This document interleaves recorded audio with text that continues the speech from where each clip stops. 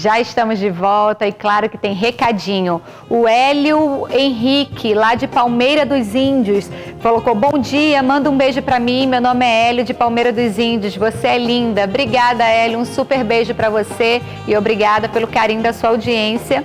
E na foto de hoje, é claro que já tem comentário. Enquanto atualiza aqui os comentários, a gente vai vendo aqui com a Manu. Manu, já finalizou aí, né? Quase, tá quase pronto, minha gente. Eu já botei o macarrão, tá? Naquele molhinho. Bom, o macarrão que eu tô usando aqui é o penne, tá bom? Mas como a gente tá trabalhando com a massa feita na frigideira, tá? Aqui é uma panela elétrica, mas você vai fazer isso na frigideira. Não vai botar aquela panela imensa, não. Você faz super rapidinho, tá bom?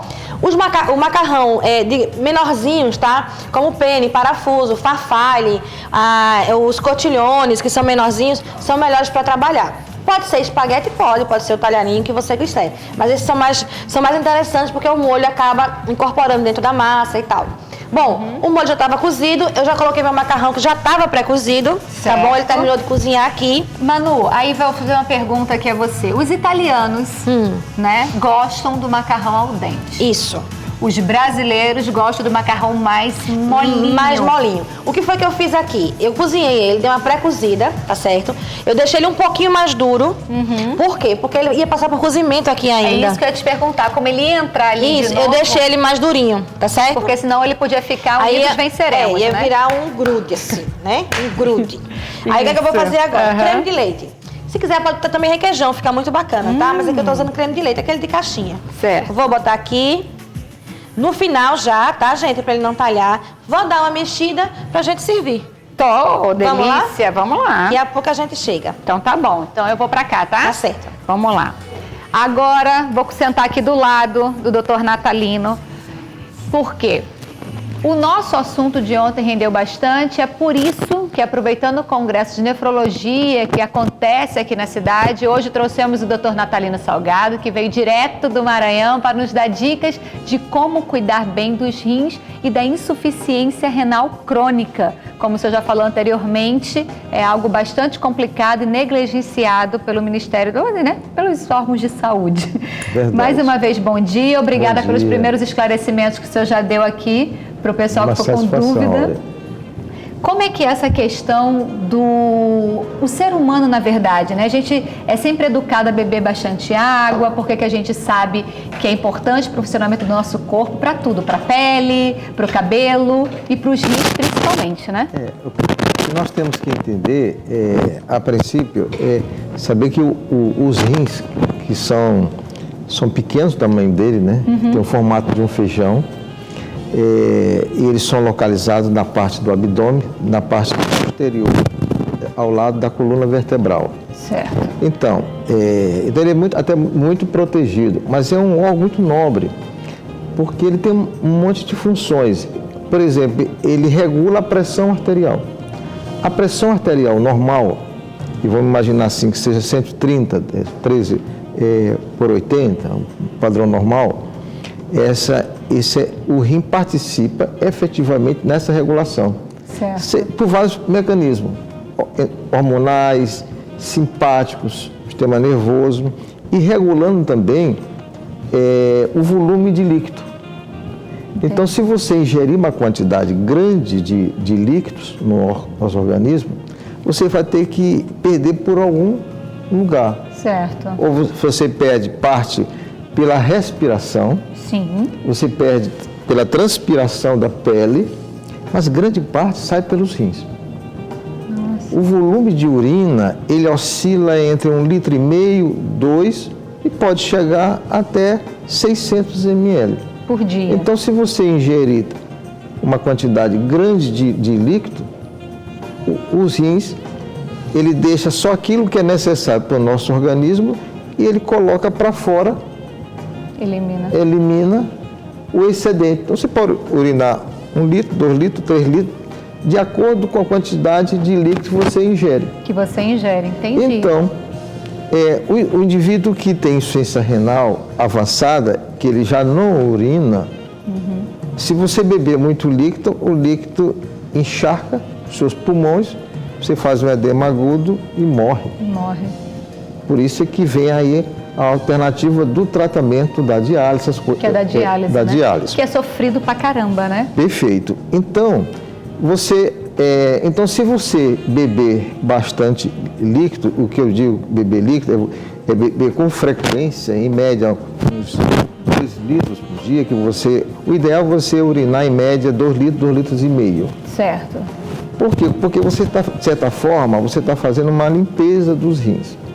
Porque na composição da urina, você tem vários elementos orgânicos, inorgânicos, tem fósforo, tem cálcio e tudo. E se por um acaso o organismo tem uma predisposição de formar pedras, formar cálcuos, e ela se forma a partir da areia.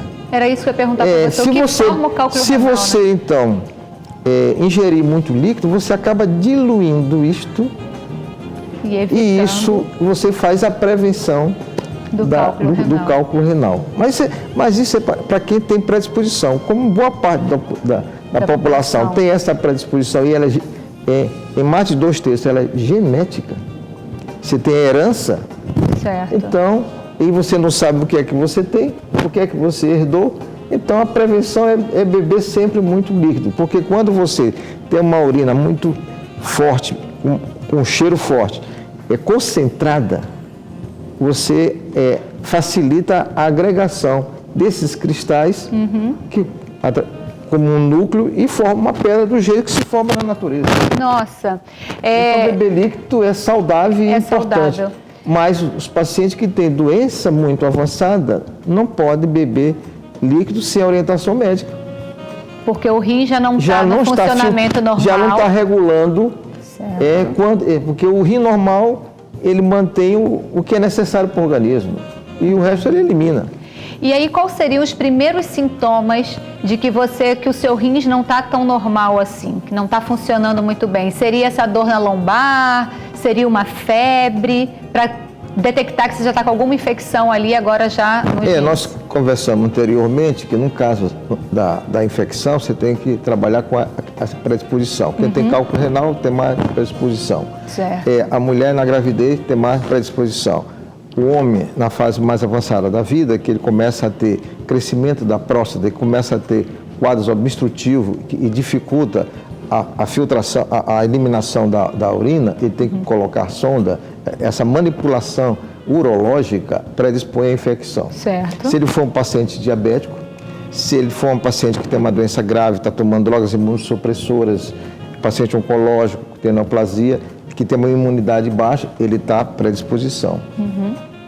E grande parte dessas infecções urinárias, ela dificilmente ela está em algum local do organismo, vai para o sangue para chegar até os rins. Isso acontece, mas é raro.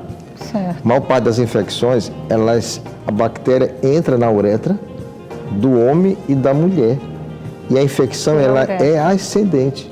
Por isso que uma das primeiras manifestações é a cistite, por causa da inflamação da bexiga. Da bexiga, né? E ela não consegue acumular muita urina e você fica urinando a todo instante. Entendi. E tem esse sintoma. Mas tem que entender também que às vezes a infecção urinária, na fase inicial, ela é assintomática. Tá. Então não tem. Então, quem tem essas predisposições tem que estar periodicamente fazendo exame de urina, olhando a sua urina.